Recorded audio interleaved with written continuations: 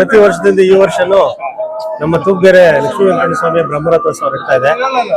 But ಇವತ್ತು ಚಂದ್ರಗ್ರಹಣ ಇರೋದ್ರಿಂದ ಮಧ್ಯಾಹ್ನ 1 ಗಂಟೆಗೆ ದೇವಸ್ಥಾನ ಬಾಗ್ಲಾಗ್ತಾರೆ. ಮತ್ತೆ ಸಾಯಂಕಾಲ 7 ಗಂಟೆಗೆ ತೆಗಿತಾರೆ ಶುದ್ಧೀಕರಣ ಆದ್ಮೇಲೆ. ಅಲ್ಲಿ ತನಕ ಏನ್ ಶಾಸ್ತ್ರೋಕ್ತವಾಗಿ ಎಲ್ಲಾ ಕಾರ್ಯಕ್ರಮ ನಡೀಬೇಕು ಅದನ್ನ ನಡೆಸ್ತಾ ಇದೀವಿ. ವರ್ಷದಲ್ಲಿ ಪ್ರತಿ ವರ್ಷದಂತೆ ಅನ್ನದಾಸೋಹ ನಡೆಸ್ತಾ ಇದ್ವಿ. ಮೊದಲು ರಥೋತ್ಸವ ಆದ್ಮೇಲೆ ಅನ್ನದಾಸೋಹ ಮಾಡ್ತಾ ಇದ್ವಿ. ಬಟ್ ಈ ಸಲ ಬೆಳಗ್ಗೆ 7 ಗಂಟೆಗೆ ಪ್ರಸಾದ ವಿನಿಯೋಗ ಕಾರ್ಯಕ್ರಮ ಇಟ್ಕೊಂಡಿದ್ದೀವಿ. ಸುಮಾರು ಒಂದು 3,000 ಜನಕ್ಕೆ ಆಲ್ರೆಡಿ ಪ್ರಸಾದ ವಿನಿಯೋಗ ಆಗಿದೆ. ಇನ್ನೂ 1,000 ಜನಕ್ಕೆ ರೆಡಿ ಇದೆ. 2 ಗಂಟೆ ತನಕ ಪ್ರಸಾದ ವಿನಿಯೋಗ ಇರುತ್ತೆ. ಅದ್ದೂರಿಯಾಗಿ ಪ್ರತಿ ವರ್ಷ ಯಾವ ರೀತಿ ಮಾಡ್ತಾ ಇದ್ವಿ ಅದೇ ರೀತಿ ಮಾಡ್ತಾ ಇದ್ವಿ. ಇದಕ್ಕೆ ಮುಂಚೆ ನಮ್ಮ ತಂದೆಯವರ ನೇತೃತ್ವದಲ್ಲಿ ನಮ್ಮ ಮುರಾಜು ಕೃಷ್ಣಪ್ಪ ಅವರು ಊರಿನ ಜನತೆ ಎಲ್ಲ ಸೇರಿ ದೇಣಿಗೆ ತಗೊಂಡು ಮಾಡ್ತಾ ಇದ್ವಿ. ಈ ವರ್ಷ ಅದೇ ತರ ಮಾಡಿದ್ದೀವಿ. ಭಗವಂತ ಇನ್ನೂ ಹೆಚ್ಚಿಗೆ ಮಾಡೋದಕ್ಕೆ ಶಕ್ತಿ ಕೊಟ್ಟು ನಮ್ಮನ್ನು ಅಂತ ಹೇಳ್ಬಿಟ್ಟು ನಾನು ಎಲ್ಲರೂ 100% ತುಂಬಾನೇ ಗ್ರ್ಯಾಂಡ್ ಆಗಿ ಮಾಡ್ತಾ ಇದ್ವಿ. ಈ ವರ್ಷ ಪ್ರತಿ ವರ್ಷನೂ ಗ್ರ್ಯಾಂಡ್ ಆಗಿರುತ್ತೆ. ನಾರ್ಮಲ್ ಆಗಿ 5,000 ರಿಂದ 6,000 ಜನ ಊಟ ಮಾಡ್ತಾರೆ ಅನ್ನದಾಸೋಹ ದಿನ.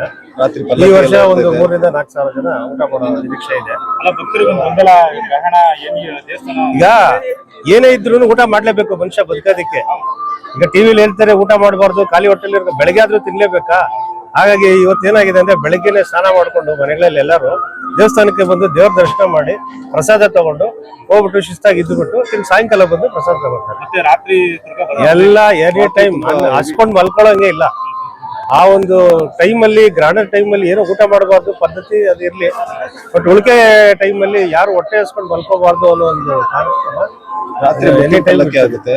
6 ಗಂಟೆ ನಂತರ ಮತ್ತೆ ಪೂಜಾ ಕಾರ್ಯಗಳು 7 ಗಂಟೆಗೆ 7 ಗಂಟೆ ಮೇಲೆ ರಾತ್ರಿಗೆ ಮುತ್ತಿನ ಪಲ್ಲಕ್ಕಿ ಆಗುತ್ತೆ. ತುಂಬಾ ಅದ್ದೂರಿಯಾಗಿ ನಡೀತದೆ. ಪಟಾಕಿ ಇರುತ್ತೆ, ಒಂಥರ ಸಿಡಿಬದ್ದು, ಒಂಥರ ದೊಡ್ಡ ಪಲ್ಲಕ್ಕಿ ಇರುತ್ತೆ, ಉತ್ಸವ ಇರುತ್ತೆ. ಇದು ಒಂದು ವಾರ ಇರುತ್ತೆ. ಪ್ರತಿದಿನ ಒಬ್ಬೊಬ್ರದ್ದು ಸೇವೆ ಇರುತ್ತೆ. ನೋಡೋದು ತುಂಬಾ ಚೆನ್ನಾಗಿರುತ್ತೆ. ನೀವು ಎಲ್ಲ ಬನ್ನಿ.